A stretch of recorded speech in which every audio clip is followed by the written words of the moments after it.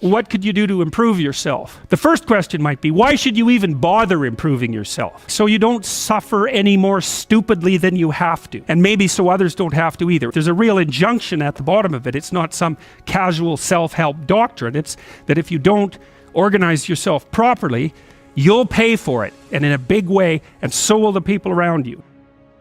You could say, well, I don't care about that, but that's actually not true. You actually do care about that, because if you're in pain, you will care about it, even if it's just that negative way, you know. It's very rare that you can find someone who's in excruciating pain who would ever say, well, it would be no better if I was out of this. You get your act together so that there isn't any more stupid pain around you than necessary. Well, so then the question might be, well, how would you go about getting your act together? And the answer to that is something like, look around for something that bothers you and see if you can fix it. You can do this in a room. It's quite fun to do it just when you're sitting in a room, like a room, maybe your bedroom. You can sit there and just sort of meditate on it and think, okay, if I wanted to spend 10 minutes making this room better, what would I have to do? And you have to ask yourself that, right? It's not a command, it's like a genuine question.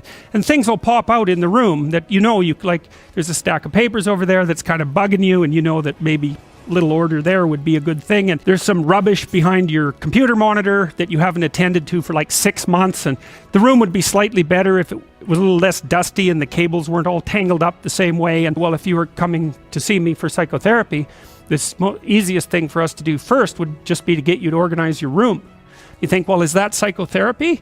And the answer is, well, it depends on how you conceive the limits of your being. I would say, start where you can start. You know, if something announces itself to you, which is a strange way of thinking about it, as in need of repair, that you could repair, then, hey, fix it. You fix 100 things like that, your life will be a lot different. Now, I often tell people too, fix the things you repeat every day, because people tend to think of those as trivial. You get up, you brush your teeth, you have your breakfast, you know, you have your routines that you go through every day. Well, those probably constitute 50% of your life. And people think, well, they're mundane, I don't need to pay attention to them. It's like, no, that's exactly wrong. The things you do every day, those are the most important things you do. Hands down. 100 adjustments to your broader domain of being, and there's a lot less rubbish around and a lot fewer traps for you to step into. Once you've got your mind and your emotions together, and once you're acting that out, then you can extend what you're willing to consider yourself and start fixing up the things that are part of your broader extent. Now, sometimes you don't know how to do that. So you might say, imagine you're walking down Bloor Street and there's this guy who's like alcoholic and schizophrenic and has been on the streets for 10 years. He sort of stumbles towards you and, you know, incoherently mutters something. That's a problem.